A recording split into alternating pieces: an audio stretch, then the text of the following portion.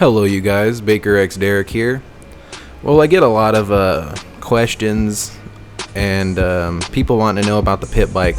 So I figured I could make a full video showing, detailed shots of the motor, the tires, the suspension, just everything about it so you can see what it looks like firsthand in detail. Now I'm going to go ahead and list the specs in the description down below. That'll answer, the technical aspects of it. And I'll take that directly from the website. But basically what I wanted to do in this video is give you guys a review from somebody that's ridden the shit out of it. I've literally been riding this every single day since I bought it, and I got it used on Craigslist a couple months ago. And basically so far I haven't had any problems with it besides a chain snapping and shit. But for a Chinese bike, I will say, besides it feels a little cheap and rigid, from here to here, but it actually holds up really well.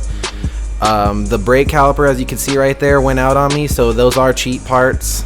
And that's one thing about this thing, you're gonna notice a couple things going bad here and there, but they're really easy to fix. They're really cheap if you got the money to fix it. Now the gearing from factory, it's pretty decent actually. The first gear is a gear that you're only going to catch yourself using on really steep slopes if you have to make the hills and no other gears can cut it. And I mean really steep. This thing actually pulls like a beast. I am 5 feet 11 inches and I weigh 180 pounds, and this thing, has more than enough power for me. Wheeling it, you can actually wheelie it in second and third really clean and easy. I've tried really hard to wheelie in fourth, and it just doesn't have that oomph to do it. Maybe if you're a little lighter than me, you probably will be able to, but I just personally can't. Now, me being 180 pounds, the top speed, I'd say you can cruise a clean 25 miles an hour without overworking the engine. But if you really want to hit a top speed, I could say it would hit between maybe 35 to 40 on a good day, but that's like revving the shit out of it, and you don't even want to be holding it that long. But usually when I'm cruising around town, going to little trails around me and shit, I'm usually only cruising around 20 miles an hour cleanly. But it's a cool little bike to cruise on the streets on even. Now the gearing on mine is all the way up is neutral, and then it's 4 down. And another thing I should mention is that Cdi box right there, it's placed in a shitty area when it comes from factory, and for me it came undone, so I had to stick in a new location. Now I know I didn't buy mine brand new, but the first thing I would say to do, and this is if you buy yours brand new, is to change the oil. Don't even start the bike with the oil that comes from the factory. It's literal shit. And on top of the oil, change the chain. The stock chain that comes on it, complete bullshit. Take that off, change that, you can get a chain for like 10-11 bucks. And of course, one of the most important things for you to do, and do this on a regular basis, is tighten down the bolts on the whole bike. This bike, man, my stator cover bolt always comes undone no matter how tight I make it. So always make sure that you keep the bolts on this nice and tightened. That way, nothing comes undone and it's nice and sturdy. Now I'll go ahead and give you my take on the reliability of it.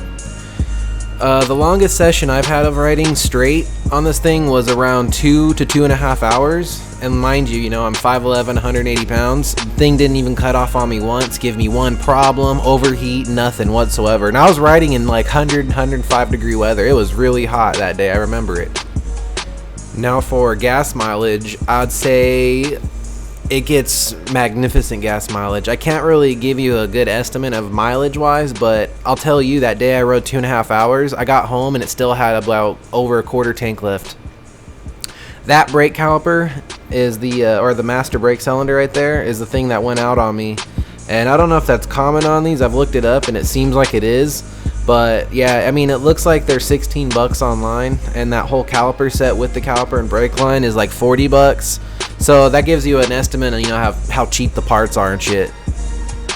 But overall, in conclusion, I'll give it a good 4 out of 5. And the reason for that is it's an amazing bike, great performance, great reliability, but the problem is just a lot of the parts are a little too shittily made. So besides the parts, go for it, guys. If you can get one of these cheap on a good sale or something, or on Craigslist, whatever, pick it up. The thing hasn't given me one problem, still runs great to this day. Just keep the oil changes up in it. You know, never run it overly hard, you know, revving it as high as it goes and holding it. Just ride it normally, and the thing will be beast for you always. So we'll go ahead and end it there, and go ahead and leave off with some riding footage so you guys can see how it looks in action. Thanks for watching, guys.